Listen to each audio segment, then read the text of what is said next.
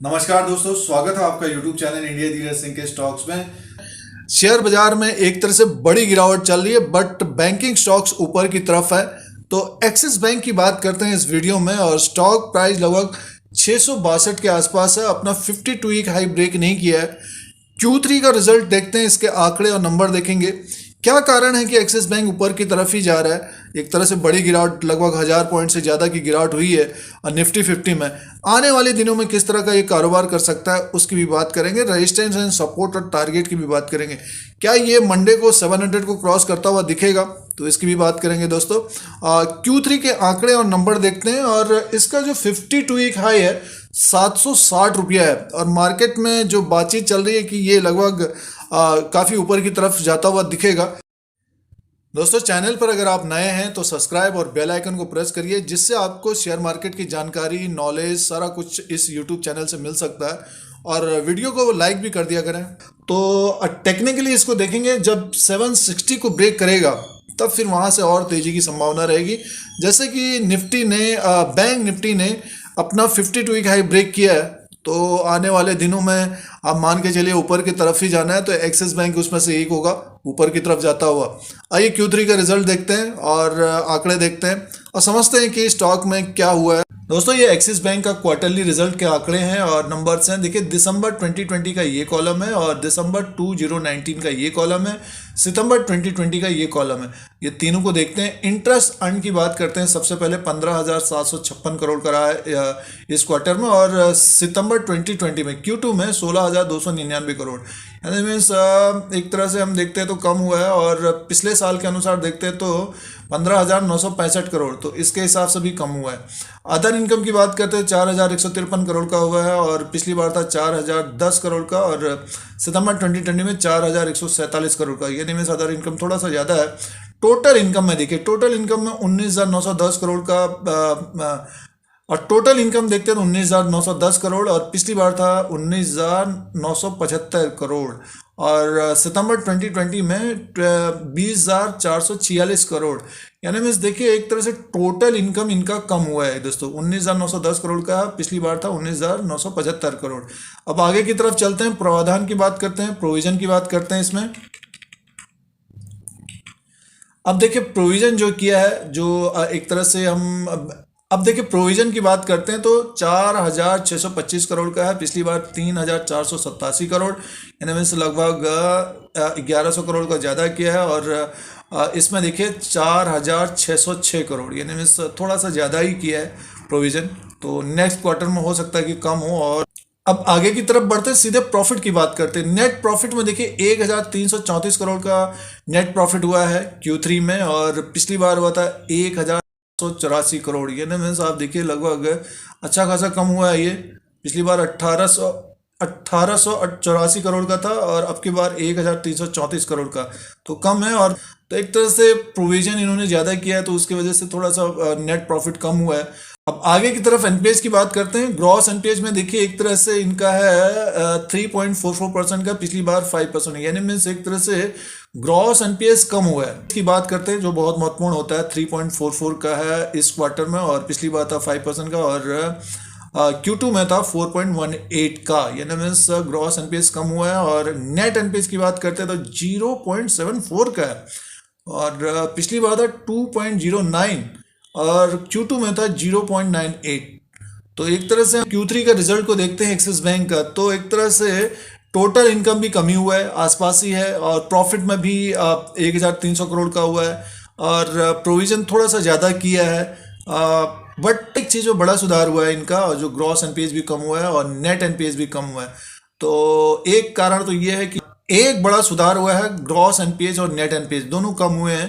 तो next quarter में भी हो सकता है कि इनका रिजल्ट बेटर आए और स्टॉक इसीलिए ऊपर की तरफ जा रहा है। आगे इसका टेक्निकल चार्ट देख लेते हैं। वैसे 700 का एक इसका टारगेट रखा गया था, तो आइए देखते हैं क्या कैंडल बने हैं अब तक। दोस्तों, ये एक्सिस बैंक लिमिटेड का चार्ट लगा हुआ है। कैंडल्स है, डेली के कैंडल्स हैं एक तरह से, और एक तरह से देखिए ये पिछले कुछ समय से थोड़ा सा रेड कैंडल बने हुए हैं, बट एक बड़ी तेजी आई है। Q3 का रिजल्ट आया तो ऊपर की तरफ गया है, और ऊपर के लेवल पे लगभग ये है 695 तक गया है। एक तरह से 700 का टारगेट रिच हो गया है, जैसे कि पिछले कुछ वीडियो में बताने की कोशिश थी। बट ये कि ऊपर के लेवल से ये नीचे की तरफ आया था, फिर ऊपर की तरफ जा रहा है, और मार्केट में बड़ी हलचल चल रही है, और बाजार में एक तरह से बड़ी हलचल चल रही है। और आप देख रहे हैं कि निफ्टी 50 नीचे की तरफ है, बजट का इवेंट है, तो एक्सिस बैंक ऊपर की तरफ है। तो हो सकता है कि नेक्स्ट वीक ये फिर से इसको ब्रेक करता हुआ दिखे, और लगभग 700 को भी क्रॉस करता हुआ दिखे। तो बैंकिंग स्टॉक्स में एक तरह से जो तेजी बनी हुई है दोस्तों, और ये गिरे भी बहुत थे। एक बात ध्यान देने वाली बात ये है कि अगर आप पिछली जो गिरावट आई थी, बहुत तेजी से नीचे की तरफ आए थे स्टॉक्स, और वहाँ से धीरे धीरे बढ़ के देखिए लगभग 700 तक पहुँच गया। इसी यूट्यूब चैनल से बताने की कोशिश थी, जब ये लोअर लेवल पे कारोबार कर रहा था लगभग 350 400 के आसपास, धीरे धीरे टारगेट को बताने की कोशिश। ये टावर ये क्रॉस नहीं कर पा रहा था, बट ये आगे की बात करते हैं हम, तो डेफिनेटली ये ऊपर की तरफ ही जाएगा जिनके पास है इस वक्त। तो स्टॉप लॉस की बात करते हैं तो दोस्तों लगभग 600 का स्टॉप लॉस, यानी मिस मान के चलिए 610 620 के आसपास का जो प्रॉफिट में बैठे हैं। अगर किसी भी कारणवश ये नीचे की तरफ दिखता है, सपोज आप जैसे होता नहीं गेट डाउन अगर होता है, तो डेफिनेटली जिनको बाय करना है एक्सिस बैंक, अगर आपको पसंद है तो इसको बाय करना चाहिए। और पिछली बार देखिए एक तरह से ये तेजी आई, फिर धीरे धीरे नीचे की तरफ आया, तो यहाँ से बढ़ के ऊपर की तरफ गया है। तो इसको हम एक तरह से मंथली कैंडल में देखते हैं, थोड़ा सा उसमें क्लैरिटी रहती है। देखिए डेली वाइज के हिसाब से थोड़ा सा अलग रहता है। देखिए ये मार्च में जो बड़ी गिरावट आई थी, तो एक तरह से इसको फुलफिल इसने अभी तक नहीं किया है, क्योंकि 713 रुपया हाई था इसका। तो 700 को हो सकता है कि फरवरी में क्रॉस करता हुआ दिखे, और फिर हमें ये दो कैंडल को फिलअप करता हुआ दिखे। सबसे पहले 700 का दोस्तों 695 तक तो पहुंच गया, और बहुत सारे लोगों ने एक तरह से थोड़ा सा वहाँ पे प्रॉफिट बुक किया। बट ये है कि अभी भी एक्सिस बैंक में होल्ड करना चाहिए। और जनवरी का जो कैंडल है देखिए, ज़्यादातर आपको देख रहे होंगे कि रेड दिख रहे होंगे, बट इसका देखिए ग्रीन में है। खासतौर से बैंकिंग स्टॉक्स के जो कैंडल्स हैं ग्रीन में है, ऊपर की तरफ है। देखिए एचडीएफसी बैंक ऊपर की तरफ है, एसबीआई ऊपर की तरफ है, आईसीआईसीआई बैंक ऊपर की तरफ है। 1000 पॉइंट की गिरावट हो चुकी है, और बैंकिंग स्टॉक्स ऊपर की तरफ है। अब देखिए इसको रीड करते हैं। 620 रुपये में ओपन हुआ था, हाई किया था 694 रुपये 95 पैसा, लो किया है 670 रुपये 75 पैसा, और क्लोजिंग आई 666 रुपये 45 पैसा। और जो टेक्निकल के अनुसार देखते हैं, देखिए उनके लिए ये इंपॉर्टेंट है कि जैसे कि ओपन हुआ है 620 में ओपन हुआ है ये, तो एक तरह से स्टॉप लॉस 620 का होगा। 620 मान के चले 10 पॉइंट नीचे, क्योंकि अब सबको तो पता है ही है ओपन 620 में है, लो 617 रुपये 75 पैसा है। बट ये है कि इससे नीचे की तरफ अगर आएगा, मीन्स ऊपर से अगर क्रैश होता है, तब फिर और गिरावट हो सकती है। बट अभी तो क्या है, अप ट्रेंड में है, इस कैंडल को फिलअप कर रहा है, तो डेफिनेटली 700 को क्रॉस करेगा। बट ये है कि फिर भी 666 का अगर ये है इस वक्त, तो स्टॉप लॉस लगभग 640 का होना चाहिए दोस्तों।